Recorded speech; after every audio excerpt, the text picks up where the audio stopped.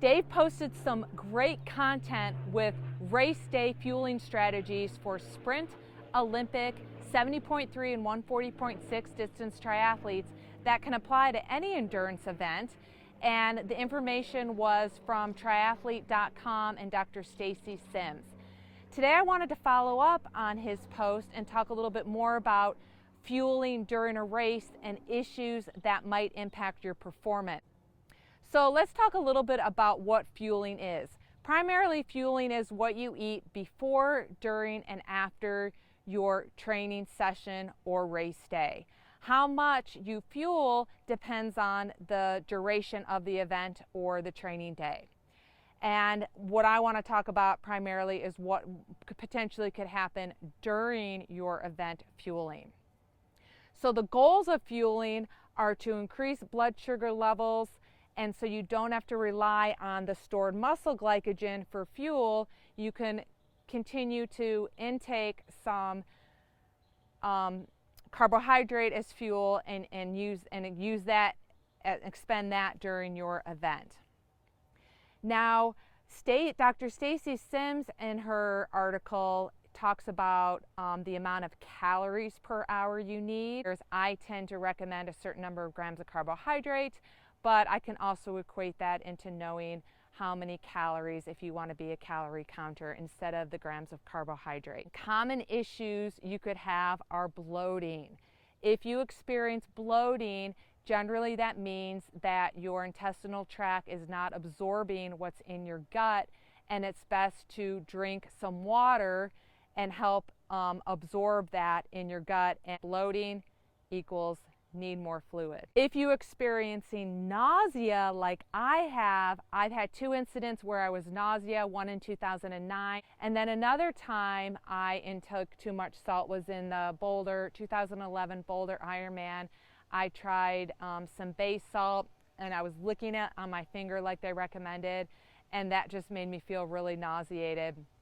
So even though I'm very much a salt intaker during my daily nutrition, intaking too much salt for me creates nausea, and I know from getting my sweat rate tested, I get enough sodium and electrolytes from Gatorade, so I don't really need to supplement. The reason I supplemented in 2011 is because I did primarily drink more water and less of the sports drink, and so I felt like I needed a little bit more salt intake to go with that water. If you're feeling nauseated like you're gonna vomit, you should probably make yourself vomit. I've never needed to do that, but once you make yourself vomit, it's gonna help release everything in your gut, and you're probably gonna feel a lot better. If you have to use the Porta-John, make sure you use it. In the 2009 Ironman that year, I swallowed a lot of salt water. I ended up finally stopping for the first time and only time in my life. I stopped at a Porta-John on the bike. I think it was like mile 42, and I just emptied everything in my system this way instead of this way.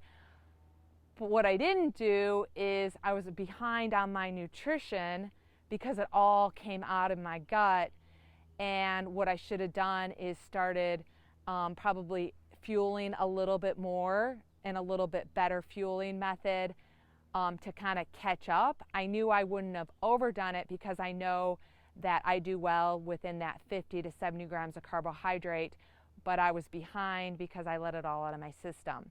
So if you end up vomiting or if you end up having GI distress and you empty the contents of your stomach, make sure you get right back on track with your nutrition plan, and maybe you have to completely change what kind of fuel you're intaking. And I think sometimes race day, if what you've been used to using isn't working, I think trying something new race day is acceptable in that case, and start fueling and getting those calories and grams of carbohydrate in your system as soon as you can. Now, the last thing I want to talk about is if you're feeling foggy head, you're feeling lightheaded, you're feeling dizzy, you're really feeling like all you want to do is go take a nap at the next aid station. Well, that's a classic bonk, and you want to make sure when that foggy feeling happens that you start intaking sugar, whether it's Coke, cookies, I like to intake pretzels, You definitely need sugar, and more often than not, I think the key for me is a Coke. Then with the caffeine and the sugar, then that foggy head, or maybe you have a headache, is going to go away and you're going to get energy back. It's also really important to know that how you feel in the moment can change 10 minutes later for better or for worse, especially in the 70.3 or 40.6 distance. You're out there for a long time. So you just need to know, and I know because I have so much experience in the sport of triathlon, that things can change. Keep a smile on your face. In the end, enjoying what you're doing is really important, and that'll make you feel better in itself. I'd love to hear what kind of GI distress, nutritional questions you have. Comment below or join the chatter in our T2 Endurance group, and I hope you make it a great day.